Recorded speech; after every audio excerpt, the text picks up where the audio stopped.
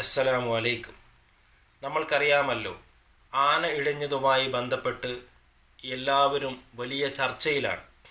അതായത് നമ്മുടെ യാഹൂ തങ്ങളുടെ ജാറത്തിലെ നേർച്ചയുടെ ഇടയിലാണ് ഈ ആന ഇടഞ്ഞത്. അതിൻ്റെ യാഥാർത്ഥ്യം നിങ്ങളോട് പറയാനാണ് ഞാൻ വന്നത്. ഞങ്ങൾ ആ ഒരു ഉത്സവത്തിലേക്ക്, ആ ഒരു പരിപാടിയിലേക്ക് സുന്നികളായ ആനകളെ മാത്രമേ ഞങ്ങൾ കൊണ്ടുവന്നിട്ടുള്ളൂ. പക്ഷേ സുന്നിയാണെന്ന് പറഞ്ഞുകൊണ്ട് വേഷം മാറിക്കൊണ്ട് ഒരു വഹാബിയായ ആന അതിൻ്റെ ഇടയിൽ വന്നു. അത് ഞങ്ങൾക്ക് മനസ്സിലാക്കാൻ കഴിഞ്ഞില്ല. എന്തുകൊണ്ട് മനസ്സിലാക്കാൻ കഴിഞ്ഞില്ല എന്നുള്ളത് ഞാൻ ഇതിൽ പറയുന്നുണ്ട്.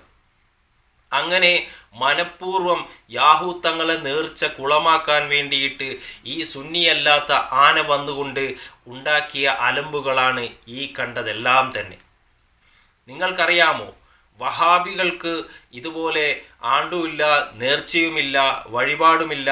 അതുപോലെ തന്നെ അമ്പിയാക്കൾ, ഔലിയാക്കളുടെ അവർക്ക് വിളിച്ചു തേടാൻ വേണ്ടിയിട്ട് ആകെ ഉള്ളത് അള്ളാഹു സുബ്ഹാനഹു വ തആല മാത്രമാണ്. അവർക്കാകെ ഈ ഒരൊറ്റ കേന്ദ്രം മാത്രമേ ഉള്ളൂ അവർക്ക് ആശ്രയമായിട്ട്. പക്ഷേ ഞങ്ങൾ സമസ്തക്കാർ അങ്ങനെയല്ല. 900 ഔലിയാക്കളുണ്ട് ഞങ്ങൾക്ക് വിളിച്ചു തേടാൻ. അതിൻ്റെ കൂടെ അള്ളാഹുവുമുണ്ട്. പിന്നെ അള്ളാഹനെ മാത്രം ആരാധിക്കുന്ന ആൾക്കാരാണ്, അവരെ മാത്രമേ വിളിക്കുള്ളൂ ഈ വഹാബികൾ എന്നൊക്കെ ചിന്തിച്ചിട്ട് ചില സമസ്തയിലുള്ള ആളുകൾ തെറ്റിദ്ധരിക്കുന്നത് കൊണ്ട്, അതുകൊണ്ടാണ് നമ്മളതിൻ്റെ കൂടെ ഒരു ട്വിസ്റ്റ് കൊടുത്തത്. അതായത് ഓല് ജിന്നിനെയും കൂടി വിളിക്കേണ്ടതെന്ന്. എന്തെങ്കിലും ഒരു മറുമരുന്ന് ഇട്ട് കൊടുത്തില്ലെങ്കിൽ നമ്മളെ ആൾക്കാരൊക്കെ കൂടി അങ്ങോട്ട് പോകും. പിന്നെ നേർച്ചക്കാരാ വരിക. അപ്പോൾ ഇവിടെ ആനയുണ്ട്, നേർച്ചയുണ്ട്, വഴിപാടുണ്ട്, കുത്തുബിയത്തുണ്ട്, റാത്തീബുണ്ട്, അദ്ദാദുണ്ട്, അതുപോലെ തന്നെ അപ്പവാണിപമുണ്ട്, പെൺവാണിപം, എല്ലാ പരിപാടിയും ഇപ്പോൾ സമസ്തയിലുണ്ട്. അപ്പോൾ ഇവിടെ നിൽക്കുകയാണെങ്കിൽ നിങ്ങൾക്ക് അടിച്ചു പൊളിച്ച് ജീവിക്കാം. അണികളോടാ പറയണത്. അപ്പോൾ ഈ ഒരു ആന ഇടഞ്ഞു എന്നും പറഞ്ഞിട്ട് ഇപ്പം ഇങ്ങനെ കോലാഹലം സൃഷ്ടിച്ച് എല്ലാം കൂടി സമസ്താൻ്റെ തലയിൽ കിടന്നതിന് മുമ്പ്, ഇത് സുന്നിയായ ആനയല്ല. ഈ ആന ഇവിടെ വന്നത് വേഷം മാറിയാണ്. അതുകൊണ്ട് തന്നെ ശക്തമായ നടപടി ഈ ആനക്കെതിരെ നമുക്ക് എടുക്കണം. അതുപോലെ തന്നെ ഈ ആനേനെ പറഞ്ഞു വെച്ചോലെ നേർക്കും നമുക്ക് എടുക്കണം. പിന്നെ ഈ ആനേനെ എങ്ങനെ കണ്ടുപിടിക്കാൻ പറ്റിയില്ല എന്നുള്ളത്, അതായത് നമ്മൾ CM മടവൂര് അദ്ദേഹം, നിങ്ങൾക്കറിയാലോ, ഈ ലോകത്ത് ആകാശത്തിൻ്റെ മേലെ കൂടെ ആയിരക്കണക്കിന് വിമാനങ്ങൾ പറക്കുന്നുണ്ട്, കുറേ 10,000-കണക്കിന് കപ്പലുകൾ സഞ്ചരിക്കുന്നുണ്ട്. ഇതിനെയൊക്കെ കൂട്ടിമുട്ടാണ്ടും മുങ്ങിപ്പോവാണ്ടൊക്കെ സംരക്ഷിച്ച് നിർത്തുന്നത് CM മടവൂരാണ്.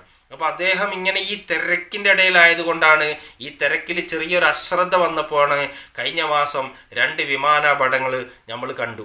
അതുകൊണ്ട് തന്നെ ഇനി അങ്ങനെ ഉണ്ടാവാതിരിക്കാൻ വേണ്ടിയിട്ട് അദ്ദേഹം ജാഗരൂകനായിക്കൊണ്ട് അദ്ദേഹം ഇങ്ങനെ നിൽക്കുകയാണ്. എല്ലാ വിമാനങ്ങളും കപ്പലുകളൊക്കെ നിയന്ത്രിച്ചു കൊണ്ട് നിൽക്കുകയാണ്. ഇതിൻ്റെ ഇടയിൽ അദ്ദേഹം ചെറുതായിട്ട് വിട്ടുപോയതാണ് ഈ ആന വേഷം മാറി വന്നത് അദ്ദേഹത്തിന് ശ്രദ്ധയിൽപ്പെടാതെ പോയത്. അങ്ങനെ പെട്ടിരുന്നെങ്കിൽ അദ്ദേഹം വരികയും ആനേനോട് ഇങ്ങോട്ട് മാറി നിൽക്കടാ എന്ന് പറഞ്ഞ് ഒരൊറ്റ അടി കൊടുത്ത് പോ വഹാബി ആനെ എന്ന് പറഞ്ഞയച്ചേന്. അതുകൊണ്ട് ഞങ്ങൾ ഈ വിഷയം CMൻ്റെ ദർജയിലേക്ക്, അല്ലെങ്കിൽ CMൻ്റെ അടുത്തേക്ക് ഞങ്ങൾ വെച്ചിട്ടുണ്ട്. CM അത് പരിശോധിക്കും. തിരക്ക് കഴിയുമ്പോൾ CM വരികയും ഈ ആനയോട് CM കൃത്യമായിട്ടുള്ള പ്രതികാര നടപടികൾ എടുക്കുകയും ചെയ്യും എന്ന് തന്നെയാണ് സമസ്തക്ക് പറയാനുള്ളത്. അതുകൊണ്ട് ഇനി അടുത്ത വർഷം നടത്തുന്ന നേർച്ചയിൽ ഇനിയിപ്പോൾ നിങ്ങൾ ആരും വരാതിരിക്കേണ്ട. നിങ്ങൾ അപ്പം കൊണ്ടുവന്നോളി, നിങ്ങൾ അതുപോലെ തന്നെ കൊണ്ടുവന്നോളി, നിങ്ങളിവിടെ ഒന്ന് പൊടി പൊടിച്ചോളി, നിങ്ങൾക്ക് ദുനിയാവും ആഖിറൊക്കെ നമ്മൾ വാങ്ങിത്തരും. അതുകൊണ്ട് നിങ്ങൾ ആരും തന്നെ തെറ്റിദ്ധരിച്ചുകൊണ്ട് ഇതുപോലത്തെ ഖബറുകളിൽ നടക്കുന്ന നേർച്ചയും വഴിപാടും കുത്തുബിയത്തും റാത്തീബും അദ്ദാദിനൊന്നും വരാണ്ടിരിക്കരുത്. നിങ്ങൾ വഹാബിയായി പോവരുത്. ഈ വിഷയത്തെക്കുറിച്ച് എനിക്ക് പറയാനുള്ളത്. അതുകൊണ്ട് തന്നെ CM എത്രയും പെട്ടെന്ന് ഇടപെടുകയും ഈ ആനയ്ക്ക് വേണ്ടിയിട്ടുള്ള തക്ക ശിക്ഷ കൊടുക്കുകയും ചെയ്യുന്നുള്ളതിൽ യാതൊരു സംശയവും പണ്ഡിത സഭകൾക്കില്ല. അസ്സലാമു അലൈക്കും വറഹ്മത്തുള്ളാഹി.